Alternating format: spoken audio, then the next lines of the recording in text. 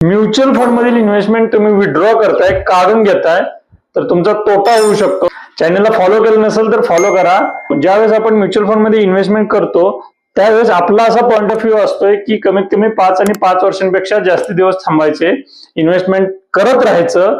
पण काहीतरी अनसर्टन घडतं, काहीतरी गरज निर्माण होते आपल्या घरामध्ये, ज्यामुळं आपल्याला असं वाटतं की महिने 2 महिन्यासाठी आपण तात्पुरते ते विड्रॉ करू आणि आपलं काम झालं, अडचण निघाली तर आपण परत रिइन्व्हेस्टमेंट करू. असा जर तुमचा विचार असेल तर इथं तुमचा तोटा होऊ शकतो. कारण टिपिकली बँकेमधलं कसं ट्रान्झॅक्शन असतं की बँकेमध्ये डिपॉझिट करा, काही दिवसानंतर विड्रॉ करा, परत डिपॉझिट करा, असं म्युच्युअल फंडच्या बाबतीत होत नाही. म्युच्युअल फंड मध्ये एनएव्हीच्या स्वरूपात, युनिटच्या स्वरूपात आपण काहीतरी खरेदी करत असतोय. ही खरेदी विकायच्या वेळेस हे आपण युनिट्स विकत असतोय. जसं सोने खरेदी करताना आपण ग्रॅम मध्ये खरेदी करतो आणि विकताना पण ग्रॅम मध्ये विकतो, तसं युनिट्स हे खरेदी केले जातात, युनिट्स विकले जातात.